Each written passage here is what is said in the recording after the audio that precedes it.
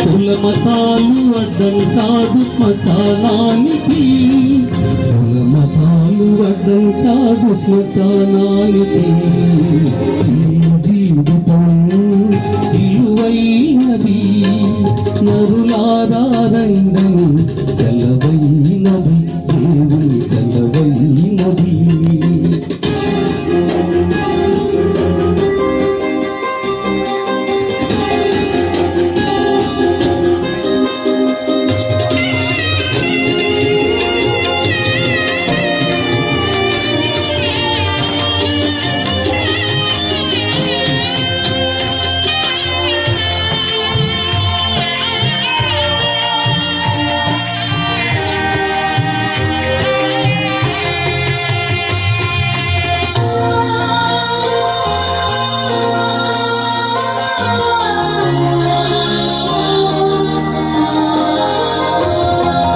పాపులకు చోటు లేదు పరలోకమునందు, అందుకే మార్పు చెందు మరణానికి ముందు.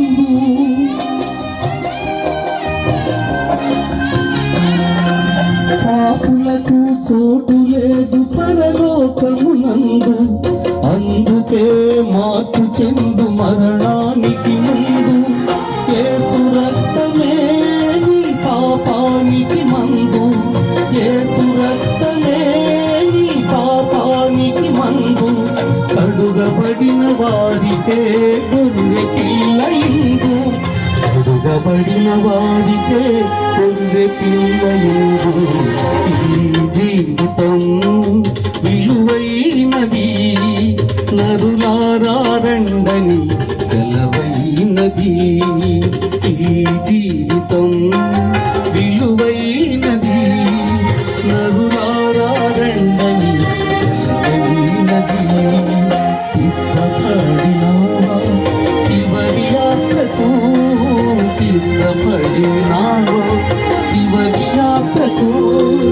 యుగయుగాలు దేవునితో ముందుటకు, నీ ముందుటకు.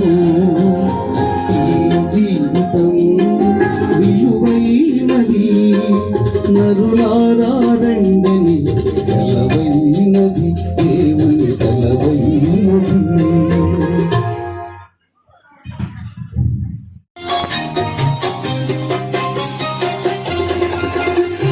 పాలునయ్య నీ కృప నా జీవితానికి, సాగిపోదు యేసయ్యా సాగరాల ఎదురైనా, సాగిపోదు యేసయ్యా సాగరాల ఎదురైనా.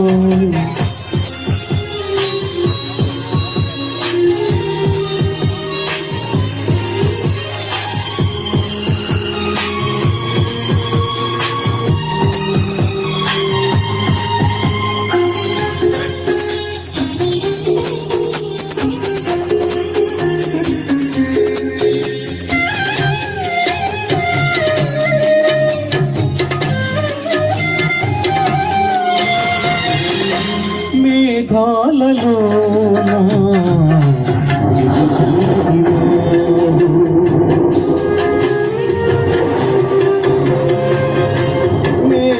మేఘాలలోనా ఎరుపెంచినావు, త్యాగాలయందే మా అనురాగాలుంచినావు,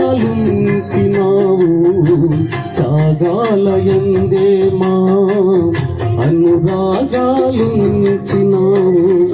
సాగలేని జీవిత సమరములో, సాగలేని జీవిత సమరములో,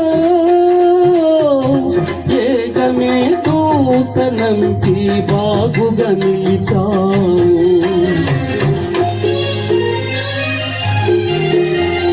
పాలునయ్య నీ కృప నా జీవితానికి.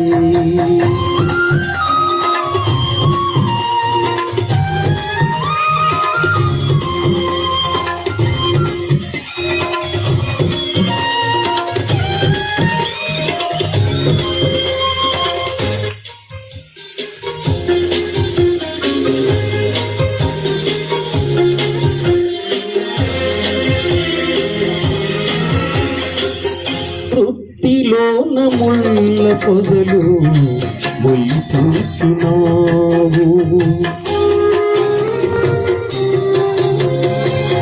దొడ్డిలోన ముళ్ళ పొదలు మొలిపించినావు. ప్రతి నరుని జీవితాన ఉల్లించినావు. ప్రతి నరుని జీవితాన ఉల్లించినావు. ఎరుగక ప్రభువుకే ముళ్ళ కిరీటమా, ఎరుగక ప్రభువుకే ముళ్ళ కిరీటమా. లేదు మాకు నీ కృప ముళ్ళకు లేదుగా. చాలునయ్య నీ కృప నా జీవితానికి.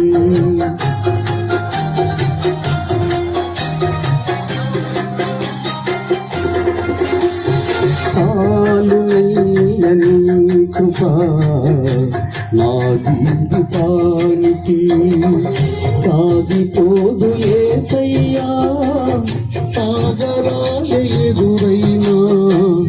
సాగిపోదు యేసయ్యా సాగరాల ఎదురైనా.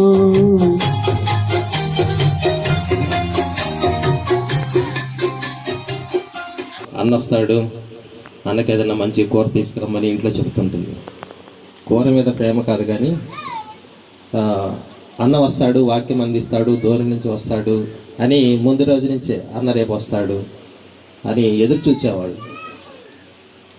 అలాగా మరి ఇంటికి వచ్చినప్పుడు కూడా మంచులు తాగన్నా కూర్చో అన్నాన్ని ఎంతో ప్రేమగా సొంత అన్నతో బిహేవ్ చేసినట్టు ఆమె చూసేది.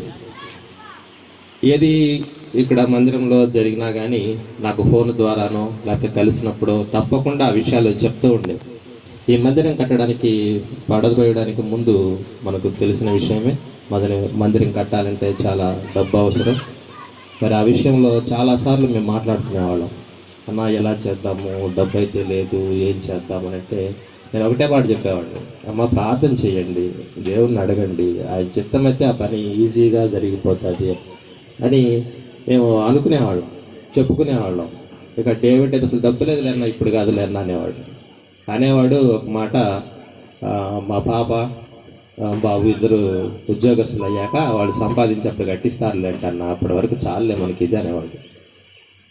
మేము అనేవాళ్ళం అలా కాదులే, ఎదురు చూద్దాం, ప్రార్థన చేద్దాం, ప్రార్థన ద్వారా ఏదైనా జరుగుతుంది అని అనుకున్నాం. అలానే మరి అనుకున్నట్టుగానే ఏదో కొంత డబ్బు చేతిలో పట్టుకొని ఈ పని చేయడానికి దిగారు మరి మేరమ్మ, డేవిడ్ వాళ్ళు. ఏ పని జరిగినా కూడా ఇంకా పని ఆగకూడదు అంతే. ఇంకా ప్రార్థన ద్వారానే మరి ఆ మందిరం నిర్మించబడింది. ఆమె ఆశ ఏంది అని అంటే మందిరం నిర్మాణం పూర్తయిపోవాలి, అది ఓపెనింగ్ జరగాలి, ఆరాధన చేయాలి దాంట్లో అని చాలా ఆశపడేది. చనిపోవడానికి ముందు మన మందిరం ఓపెన్ కూడా కాలేదు. అప్పుడు నెల్లూరు వచ్చారు, హాస్పిటల్లో ఉన్నారు. అప్పుడు పొద్దున్నే రాగానే అన్న మేము ఇలా వచ్చాము, హాస్పిటల్లో ఉన్నాము అని చెప్పారు వాళ్ళు. నేను వెళ్ళి కలిసి మాట్లాడి మధ్యాహ్నం 12:20 దాకా అక్కడే ఉన్నాను. అప్పుడు కూడా ఇదే మాట మా మధ్య, నేను ఈ మందిరం పూర్తవ్వాలన్నా, ఆరాధన చేయాలన్నా, త్వరగా పెట్టుకుందామన్నా ఇప్పటికే లేట్ అయిపోయిందన్న, పని పూర్తవ్వాలి అక్కడ. మేము ఇట్లా వచ్చేసామన్నా హాస్పిటల్కి, ఈరోజు అక్కడ బేల్దారు వాళ్ళు వస్తారు, అనవసరంగా నా వల్ల పని ఆగిపోయింది అని ఆమె చాలా బాధపడింది. నేను చెప్పాను, ఈరోజు మీరు అక్కడ ఉండి పని చేయించడం కాదు కానీ దేవుని చిత్తం కాదు, ఆ పని వాళ్ళు చేస్తారులే, మీరేం కంగారు పడద్దు, మీరు ముందు మీ ఆరోగ్యం కుదుట పడితే అప్పుడు తప్పకుండా మీరు హాస్పిటల్ నుంచి రాగానే మొదటగా మనం చేసే పని ఏంటి అని అంటే మందిరం ఓపెన్ చేద్దాం, అది ఎలాంటి పరిస్థితులైనా ఉన్నాయి, ఎంత పని అయినా పూర్తయిపోదు అని అనుకున్నాం. మరి దేవుని చిత్తం కాదేమో ఆమె అందులో ఆరాధన చేయడం.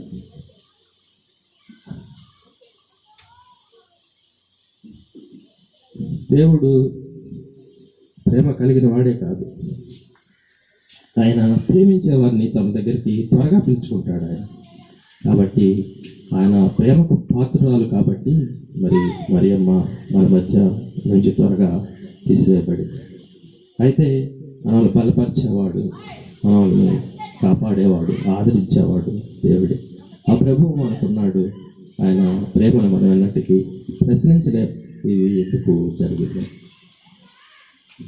కాబట్టి దేవుడు వారి కుటుంబానికి ఆదరణ ఇచ్చి ఆదరించాలని నేను ప్రేమపూర్వకంగా కోరుకుంటున్నాను. Thank you. ప్రార్థన చేసుకుందాం. మహోన్నతుడా, ప్రేమమయుడ, జీవాధిపతి మా ప్రియపరులకు తండ్రి, నీకు వందనాలు స్తోత్రాలు చెల్లిస్తున్నాం. ఇంతవరకు నువ్వు చేసిన మెళ్ళన్నిటిని బట్టి స్తోత్రం ప్రభా. మరి డేవిడ్ గారి కుటుంబాన్ని మీరు జ్ఞాపకం చేసుకున్నారు, దాన్ని బట్టి స్తోత్రం.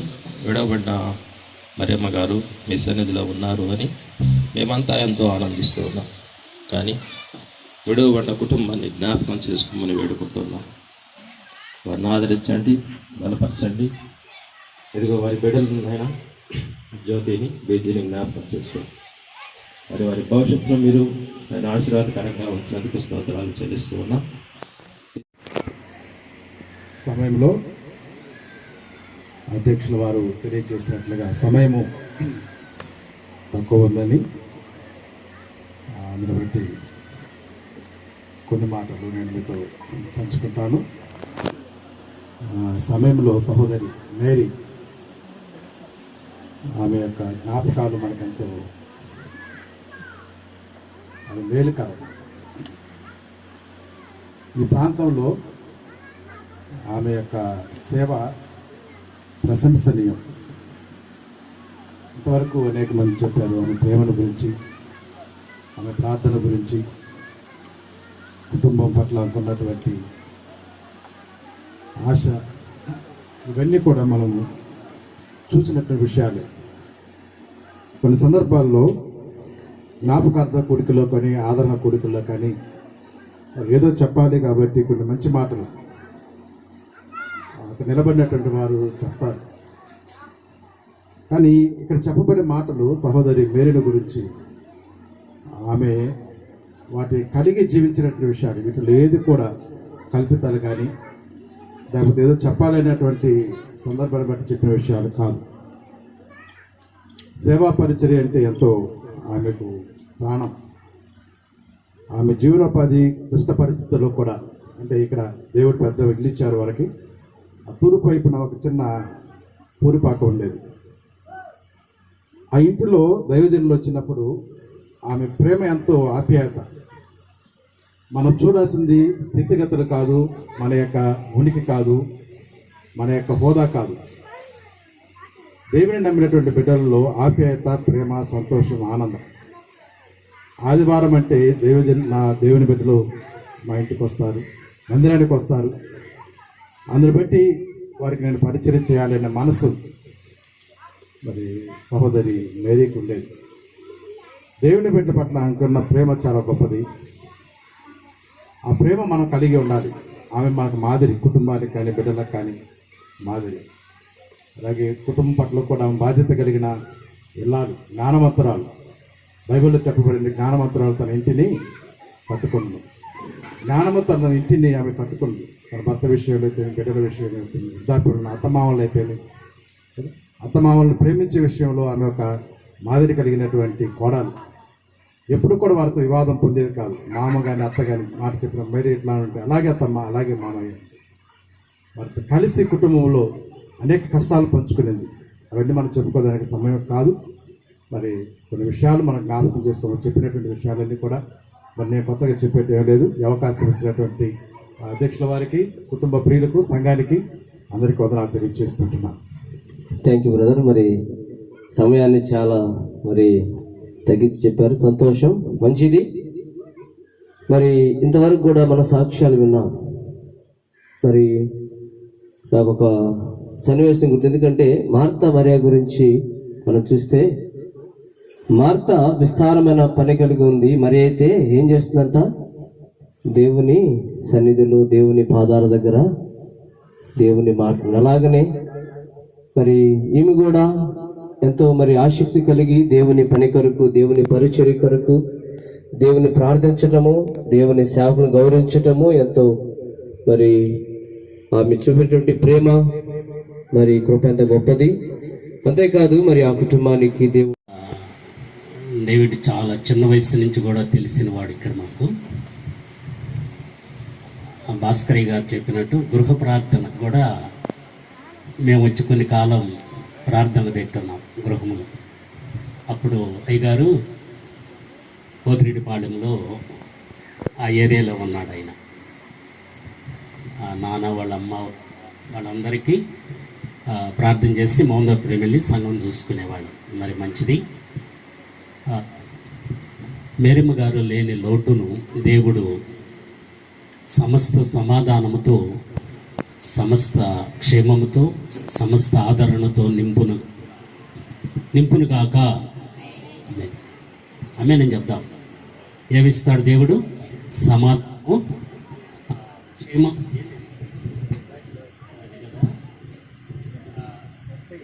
సమస్త సమాధానము, సమస్త క్షేమము, సమస్త ఆదరణ దేవుడు నింపునుగాక కుటుంబాన్ని.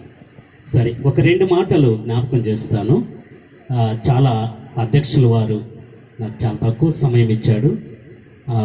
పెద్దలు ఉన్నారు మన మధ్యలో, సంతోషయ్య గారు, ఆయన్ని బట్టి, దైవజనులందరిని బట్టి, మిమ్మల్ని అందరిని బట్టి, ప్రత్యేకంగా కుటుంబ వారిని బట్టి, ఇజ్రాయెల్ పాస్టర్ గారిని బట్టి కూడా వందనములు చెల్లిస్తూ ఉన్నాను.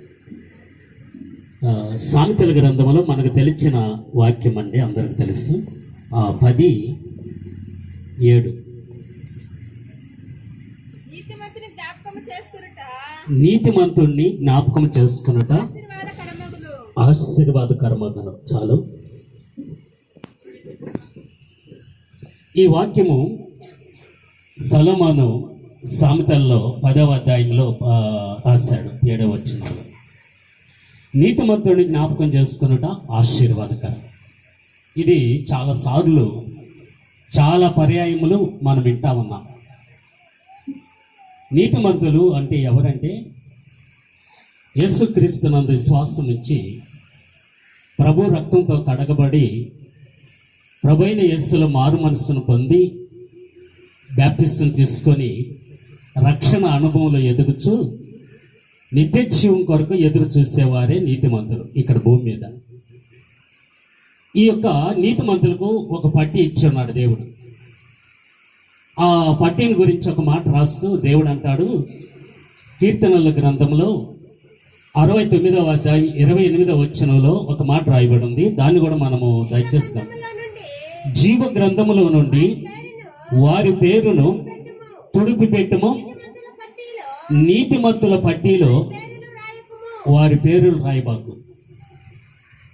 యేసుక్రీస్తు ప్రభు కల్వరి శిలువలో ఘోరంగా బాధను అనుభవించాడు. ఈ 69వ కీర్తన అదే యేసు ప్రభు యొక్క బాధ. ఇదంతా ఆ బాధలో ఆయన వ్యక్తపరుస్తూ చెప్తున్నాడు. ఏమనంటే, తండ్రి, నేను దాహమైనప్పుడు వాళ్ళు నాకు దాహం ఇవ్వలేదు, నేను చాలా దప్పికొంచున్నాను, నాకు అవమానం వచ్చింది, నాకు వచ్చిన ఎందుకు నా హృదయం బద్దలైపోతా ఉంది. ఇర్మీయా గ్రంథము 22వ అధ్యాయము 10వ వచనము జ్ఞాపకం చేసుకుందాం. చనిపోయిన వారిని గూర్చి ఏడవవద్దు, వారిని గూర్చి అంగలార్చవద్దు, వెళ్ళిపోతున్న వారిని గూర్చి చేయుడి, వాడు ఇంకనో తిరిగి రాడు, తన జన్మభూమిని చూచువాడు చూడడు. ఇష్షాకు చాలా ఈ మాటలు ఇక్కడ మనము ధ్యానం చేసుకున్నాం. మన మధ్యలో చదవబడిన ఈ వాక్యాన్ని దైవజనులు చాలా అతి తక్కువగా సమయం ఉంది కనుక మనం కొన్ని మాటలు మనము ధ్యానం చేసుకున్నాము. చనిపోయిన వారిని వచ్చి ఏడవద్దు. అలా ఉండగలమా? చనిపోయిన వారిని తీసుకెళ్తుంటే సంతోషించమంటుంది పరిశుద్ధ గ్రంథము. ఎవరైనా సంతోషించగలరా? ఆ సామర్థ్యత, ఆ శక్తిని, ఆ దుఃఖాన్ని ఆపుకునే శక్తి ఉందా మనకి? లేదు. ఎలాంటి వారు చనిపోయినా ఏడ్చే సమయం అది. కన్నీరు కారుస్తాము. ఎందుకని మనతో ఇన్ని సంవత్సరాలు జీవించిన జీవితము, ఇన్ని సంవత్సరాలు మనతో నడిచే కాల పరిమితులు మనము జీవిస్తున్నాం గనక మనము ఏడవకుండా ఉండగలమా? ఇరవై భక్తులు అంటాడు, మీరు ఏడవద్దు, చింతించవద్దు, భయపడవద్దు. వారి ఎన్నడూ కూడా ఈ భూమిని చూడరు మరలా. అందుకని ఒక మాట చెప్తున్నాడు, ఇది ఎన్నడూ కూడా చూడరు గనక మన సాక్ష్యం ఈ భూమి మీద చాలా గొప్పగా ఉండాలి. ఈరోజు ప్రభువుని నమ్ముకున్న మనమందరూ కూడా మన సాక్ష్యం ఎలా ఉన్నదో, మన బ్రతుకు ఎలా ఉన్నదో, మన జీవన స్టైల్ ఎలా ఉన్నదో ఒక్కసారి పరిశుద్ధ గ్రంథం హెచ్చరిస్తుంది. మధ్యాహ్న కాల సమయంలో ఈ దినము మనము అందరం కూడా ప్రభువుని నమ్ముకున్నాము. అయితే మన సాక్ష్యం ఎలా ఉంది? మన పరిస్థితులు ఏ విధంగా ఉన్నాయి? ఎదుటి మనిషికి మనము ఏడవవద్దు అని చెప్పటానికి మొదటిగా మనము ప్రభువుని విశ్వసించిన మనము ఎలాంటి ధైర్యంతో ఉన్నాం ఈ భూమి మీద? ఎలాంటి విశ్వాసంతో నేను చనిపోతే ప్రభువుని చూస్తాను ఒక ఆలోచన, ఎలాంటి ధైర్యం వల్ల ఉంది? అందుకని ఒక మాట మనం జ్ఞాపకం చేసుకున్నాం. చూడండి, ప్రసంగి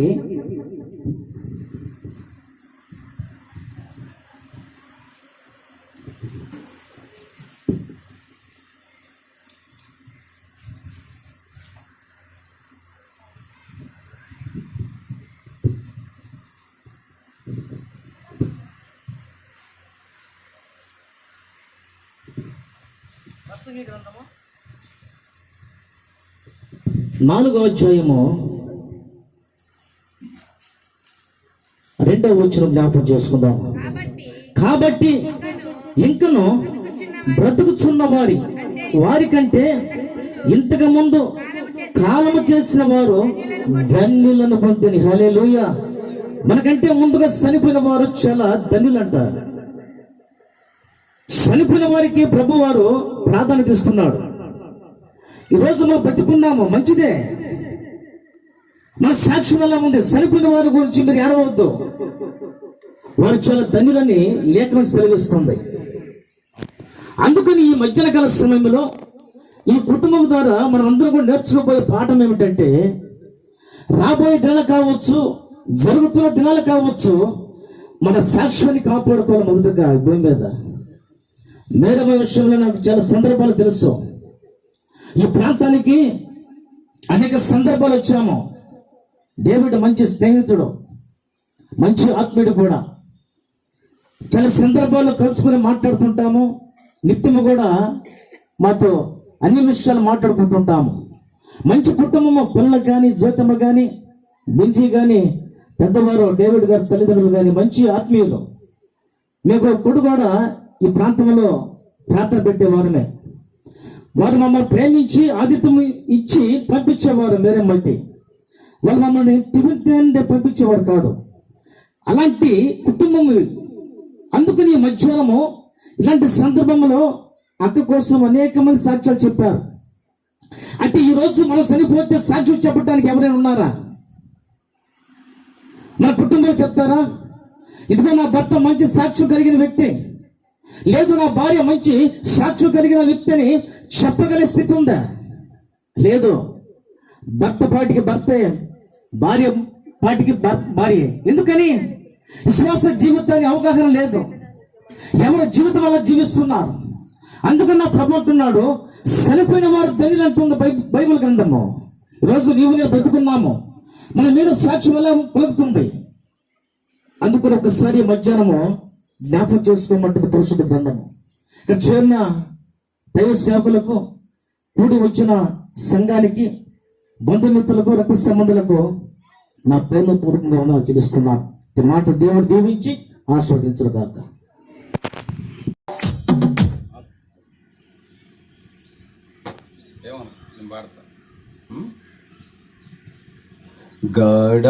గాఢాంధకారములో నేను తిరిగినను, నేనేల భయపడుదున్, నా తోడు నీ ఉండగా నేనేల భయపడుదున్. నా తోడు నీ ఉండగా గాఢాంధకారములో ఎన్నెన్నో ఆపదలు నన్ను చుట్టినను, నిన్ను తలచినచో అన్ని విడిపోవున్. ఎన్నెన్నో ఆపదలు నన్ను చుట్టినను, నిన్ను తలచినచో అన్ని విడిపోవున్.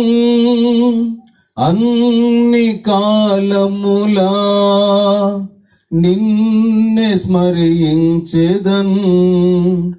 ఎన్నరానివయా నీకున్న సుగుణములు, ఎన్నరానివయా నీకున్న సుగుణములు. గాఢాంధకారములో నేను తిరిగినను, నేనేల భయపడుదున్. నా తోడు ఆమె మనం ఎలాంటి వారమో ఆమె కూడా అలాంటిదే. అయితే ఆమె ప్రభునందు విశ్వాసం ఉంచింది, ప్రభుతో అధికమైనటువంటి సహవాసం ఆమె కలిగి ఉంది. ఉంచబడి ఉన్నది. ఆ దినమందు నీతిగల న్యాయాధిపతి అయిన ప్రభు అది నాకు మాత్రమే కాకుండా తన ప్రత్యక్షతను అపేక్షించే వారందరికీ అనుగ్రహించను. సహజంగా ఈ యొక్క వాక్యాన్ని దేవుని సేవ చేస్తున్నటువంటి సేవకులకి ఉపయోగించి చదువుతూ ఉంటారు. నేను అక్క జీవితము గమనించినప్పుడు ఇక్కడ రాయబడ్డ వచనాలు ఆమెకి ఎంతో దగ్గరగా సమీపంగా అనిపించినాయి. ఇదే కాదు, రూతు గ్రంథంలో కూడా ఎంతో చక్కని మాటలు ఆమెను గురించి కొన్ని జ్ఞాపకం వస్తూ ఉంటాయి. ఆమె యేసు ప్రభునందు విశ్వాసం ఉంచి నమ్మకంగా తన విశ్వాసాన్ని కాపాడుకునింది. అవి కొన్ని దినాలని మనం చెప్పలేం, కానీ మానవ పరిస్థితిని బట్టి తక్కువ వయసులో కొనుక్కోబడింది అని మనం అనుకుంటాము. అవి కొన్ని దినాలని మనం చెప్పలేం, కానీ ఆ దేవుడిచ్చిన దినాలు అవి ఆశీర్వాదకరములు. ఆ దినాలలో ఆమె పనిని సంపూర్తి చేయడానికి దేవుడు ఆమెకి శక్తినిచ్చాడు. ఆమె విశ్వాస విషయంలో ఎప్పుడు కూడా బలహీనపడింది కాదు. అంత బలమైన పునాది మరి ఎవరి ద్వారా పడిందో నాకు తెలియదు, కానీ నెల్లూరు క్రిస్టియన్ అసెంబ్లీ ఏబిఎం వెనకాల ఉన్నటువంటి క్రిస్టియన్ ప్రేయర్ హౌస్, అక్కడ సహవాసం చేస్తున్నప్పుడు చాలా విషయాలు నేర్చుకున్నది. కొద్ది దినాలు అక్కడ దేవుడు ఎందుకు ఉంచాడంటే ఆ విశ్వాసాన్ని నేర్చుకొని మరి ఇక్కడ విరువూరు గ్రామంలో సాక్ష్యంగా ఉండడం కొరకు కావచ్చేమో. అయితే ఆమె జీవితంలో ఎన్నో కష్టాలు, మామకు బాగలేని తర్వాత కూడా ఎంతో సహనంతో వాటిని ఎదుర్కొనింది. మంచి పోరాటం అంటే అదే, దేవుణ్ణి దూషించింది కాదు, దేవుణ్ణి విడిచిపెట్టాలనే మనసు ఎప్పుడూ రాలేదు. కొన్నిసార్లు మాకే ధైర్యం చెప్పేది మేము పోతూ ఉన్నప్పుడు. అటువంటి పరిస్థితులన్నీ ఆమె ఎదుర్కొని నిలబడుతూ వచ్చింది. ఆమెలో ముఖ్యంగా నేను గమనించింది ఏంటంటే ఆమె ప్రార్థనా జీవితం. ప్రతిరోజు కూడా నేను నేర్చుకున్న ఆ విషయాన్ని మాత్రము 3 గంటలకి తప్పనిసరిగా ప్రార్థన చేసేది. ప్రతిరోజు 3 గంటల ప్రార్థన అని, మరి అది ఎక్కడ నేర్చుకున్నదో ఎవరు చెప్పారో తెలియదు. ప్రతిరోజు నేను ఫోన్ చేసినప్పుడు కూడా నాకు ఇప్పుడు ప్రార్థన ఉంది, మళ్ళా ఫోన్లో మాట్లాడతా అని చెప్పి 3 గంటలకు ప్రార్థన అయిన తర్వాతే 3:30 వరకు ప్రేయర్లో గడిపి తర్వాత ఫోన్ చేసేది. ప్రతిరోజు ఈ సమ్మర్ టైంలో ఈ పొలాలు పనులు ఉన్నప్పుడు కొన్ని రోజులు పొలం పనికి కూడా వెళ్ళేది. మేము అనేవాళ్ళం, అంటే నువ్వు వెళ్ళాల్సిన అవసరం లేదు పనికి, అంటే ఆమెకి చేయాలని, అందరితో కలిసిపోవాలని, ఆ సమయాన్ని అట్లా ఉపయోగించుకోవాలని ఎంతో ఆశపడి వెళ్ళేది. మరి నీకు ప్రార్థన మిస్ అవుతుంది కదా అంటే, నేను కొద్దిసేపు అక్కడ పని దగ్గర ప్రార్థన చేసుకుంటా అని చెప్పేది. చేసుకునేది ఆమె, పక్కకు వచ్చి ప్రార్థన చేసుకునేది. ఈ 3 గంటల ప్రార్థనలో మమ్మల్ని అందరినీ జ్ఞాపకం చేసుకునేది. రవణ గారు చెప్పినట్లుగా విరువూరు మందిరం విషయంలోనే తప్ప కాకుండా ఆదిలాబాదు మందిరంలో కూడా ఎంతో భారం కలిగి ఉండేది. నేను అక్కడ పరిచర్యకు పోయినప్పటి నుంచి అక్కడున్న ప్రతి సమస్యను నేను వీళ్ళకి ఫోన్ ద్వారా చెప్పినప్పుడు, ప్రార్థన సహాయం కోరినప్పుడు నాకు ధైర్యంగా ఉండేది. ఎందుకంటే నేను ఒక్కడిని అక్కడ ఒకవేళ ప్రార్థన కొన్నిసార్లు పని ఒత్తిడి వల్ల చేయలేకపోయినా కుటుంబ ప్రార్థన చేసుకునేవారు వాళ్ళు. ఎవ్రీడే, ప్రతిరోజు 8 గంటలు 9 గంటల నుండి ఎంతైనా కూడా ప్రార్థన తర్వాతే భోజనం చేసి పడుకునేవారు. ఫ్యామిలీ ప్రేయర్ ఉండేది. అక్కడ ఏ పరిస్థితి అయినా ఈరోజు మీరు ప్రార్థన చేయండి అంటే వారు ప్రార్థించేవారు. ఇట్లా వచ్చే ప్రతి పరిస్థితిని కూడా ప్రార్థన ద్వారానే ఎదుర్కొని సమర్థవంతంగా నిలబడేది. ఇది ఆమె జీవితంలో నేను చూసింది. ఎందుకంటే ఆమె ప్రార్థనా పరాలుగా నేను గమనించాను. అంతేకాదు, దేవునికి ఎంతో లోబడే స్వభావం. దేవుని వాక్యం చూపించి మనం ఇలా చేయాలని చెప్తే తప్పకుండా ఆ మాట వినేది. వాళ్ళ కుమార్తె కొంత సహాయం చదువుకుంటుంది. ఆమెకి కొంత స్టైఫండ్ కాలేజీ నుంచి ఇస్తారు. అందులో నేను దేవుడు మిమ్మల్ని దీవించాడు కదా, దేవుని సేవకులకి ఏదన్నా మీరు సహాయం చేయరా అని అన్నప్పుడు, ఆదిలాబాద్కి దాదాపుగా ₹1,00,000 ఫస్ట్ శాలరీ 10,000, ఆ తర్వాత ₹1,00,000 వారు ఆదిలాబాద్ మందిర నిర్మాణం కొరకు ఇవ్వడం జరిగింది.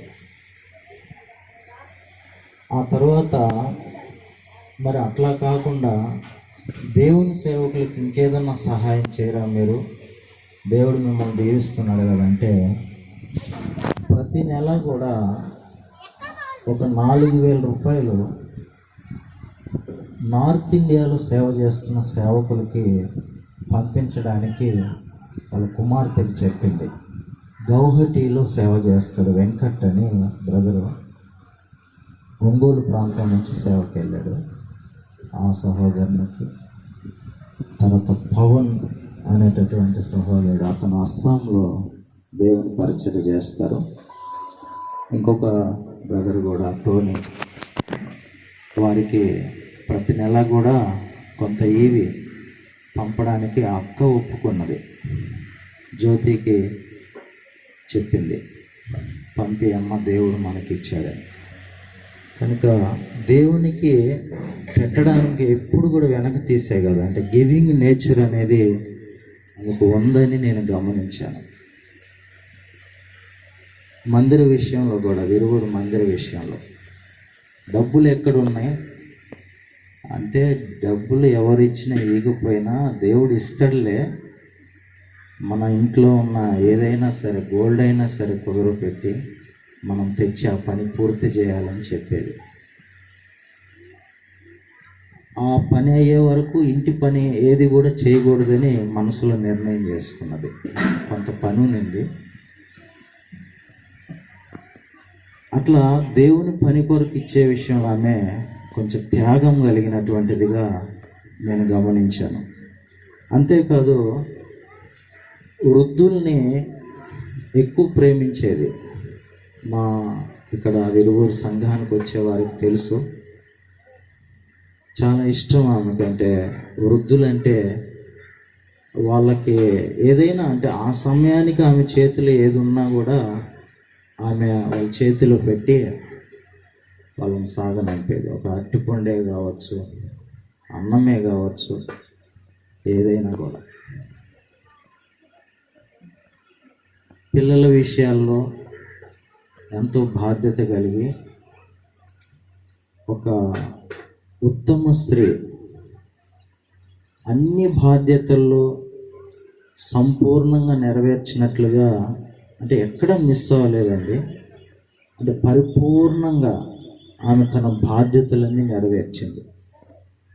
మామ అంటే అప్పుడప్పుడు అంటుంటాను నాతో, ఆ భవిష్యత్తు అంటే పిల్లల పట్ల ఉన్న భవిష్యత్తు కూడా ఆమె చూసింది, దేవుడు చూపించాడు. మోషే కదా అంటే నీకు కానాను చూపిస్తాను, నువ్వు కానానికి వెళ్ళవు అన్నట్లుగా దూరం నుంచి మోషే కానాను చూచినట్లుగా పిల్లల భవిష్యత్తు కూడా అంటే ఒక కొలిక్కి వచ్చింది. పాప పిహెచ్డి చేయడం కానీ, బాబు ఎంఎస్సి చదువుకోవడం కానీ, ఆమె ప్రోత్సాహము, బలము, పట్టుదల లేకపోతే నేను మామూలుగానే ఏం చేయగలిగే వాళ్ళం కాదు. అంటే వెనకాలండి చాలా ప్రోత్సహించేది. అయితే ఇక్కడ మనం చదువుకున్న ప్రకారంగా మంచి పోరాటం పోరాడి తిని నా పరుగు కడముట్టించిని, విశ్వాసము కాపాడుకుంటేనే అన్నట్లుగా తన విశ్వాసాన్ని సంపూర్ణంగా కాపాడుకొని ప్రభు సన్నిధికి పిలువబడింది. మాకు ఒకటే నిరీక్షణ ప్రియులరా, ఈ లోకంలో ఎంత సంపాదించుకున్నా కూడా ఒకరోజు మనం వెళ్ళిపోవాల్సిందే. కానీ రక్షణ పొందకపోతే మాత్రం, యేసు ప్రభునందు విశ్వాసం ఉంచకుండా చనిపోతే మనకు తెలుసు, మనం ఎరుగుదాము, నిత్య నరకాగ్ని గుండం ఉన్నది. ప్రభు ఆమె జీవితంలో భూలోకంలో ఇచ్చిన మేలులు ఒక రకమైతే, ఈరోజు ఆమె మాకు దూరంగా ఉందనే ఒక చిన్న బాధ తప్ప మరలా ఆమెను కలుసుకుంటామనే నిరీక్షణ మాకుంది. అంటే ఈ నిరీక్షణ రావడానికి కారణం ఏంటంటే ఆమె యేసు ప్రభునందు విశ్వాసం ఉంచడం. ఒకవేళ యేసు ప్రభునందు విశ్వాసం ఉంచకపోతే ఎంత బాధపడాల్సి వచ్చేది. మనం ఎప్పుడు కూడా తిరిగి ఆమె ఎంత మంచిదైనా కూడా మనం కలుసుకోగలము, కలుసుకోలేము. కనుక ఒకరోజు ప్రభుతో కూడా కలుసుకుంటామనే నమ్మకము, నిరీక్షణ మేము కలిగి ఉన్నాం. మరి ప్రభు కృపను బట్టి ఎవరైనా ఈ కూడికలు ఇంకా యేసు ప్రభువుని నమ్ముకోకపోతే, ఎందుకంటే క్రైస్తవము అనేటటువంటిది మతము కాదు. ఒక చిన్న చరణం పాడి నేను ముగించాలనుకుంటున్నాను. ప్రభువుని నమ్ముకోండి, నిత్య జీవము, లోక రాజ్యము. క్రైస్తవమొక మతము కాదిది, క్రీస్తునందు తిరుగు జన్మము, యేసునందు తిరుగు జన్మము, ప్రభువునందు తిరుగు జన్మము. ఒక జన్మకు రెండు చావులు, ఇరు జన్మలకొక్క మరణమే, ఒక జన్మకు రెండు చావులు. ఇరు జన్మలకొక్క మరణమే, క్రీస్తు యేసు పొందెను మరణం, నీవు తిరిగి జన్మించుటకే. క్రీస్తు యేసు పొందెను మరణం, నీవు తిరిగి జన్మించుటకే. నీవు తిరిగి జన్మించుటకే.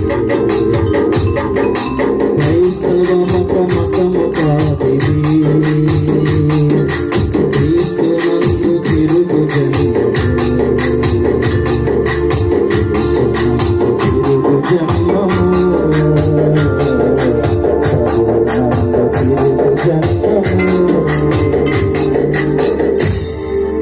Thank you brother.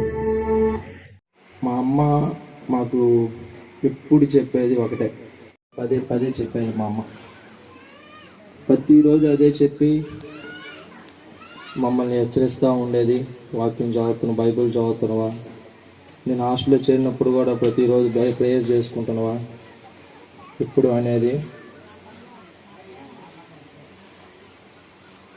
మేము ఈ ప్లేస్లో ఉండడానికి కారణం దేవుడు కారణమైతే, ముఖ్యంగా మా అమ్మ ప్రేయర్. ముఖ్యంగా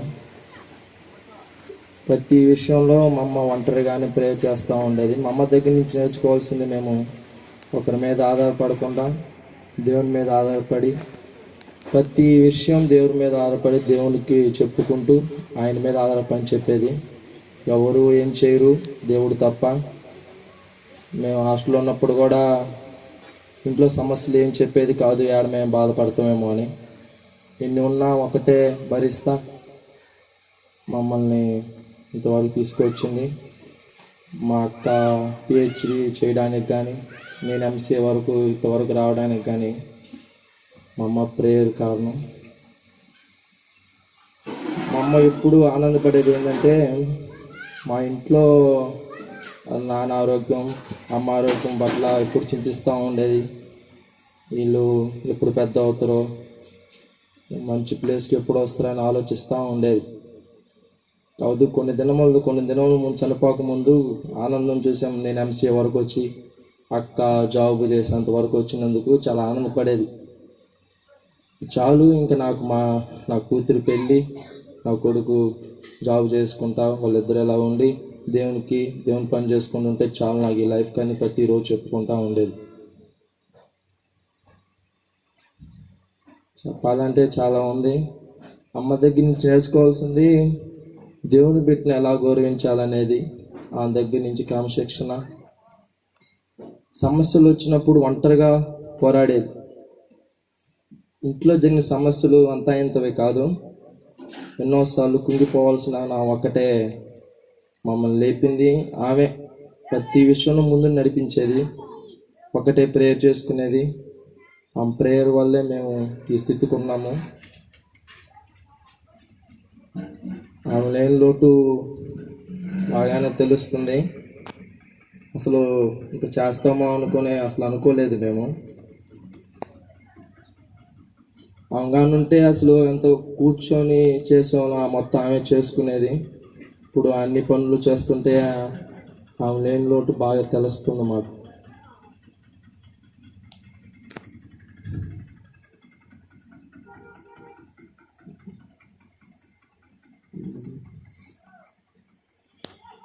అందరూ కొందరు వచ్చింది.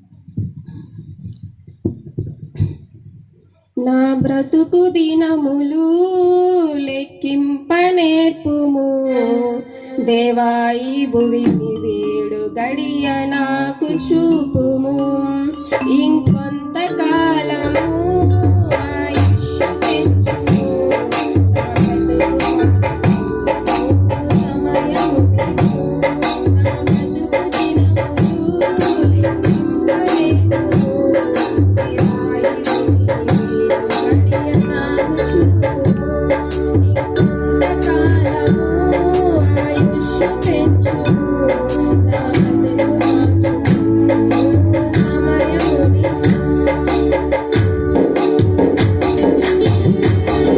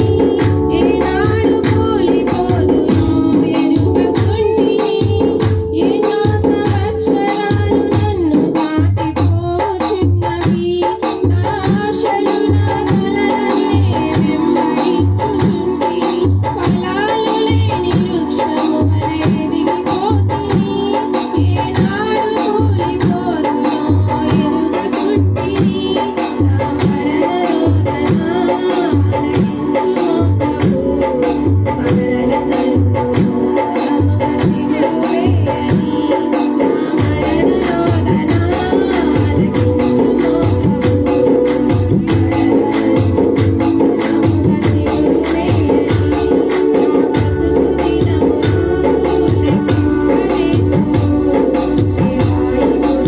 గడియ నాకు చూపుము ఇంకొంతకాలము ఆయుష్ పెంచుము నా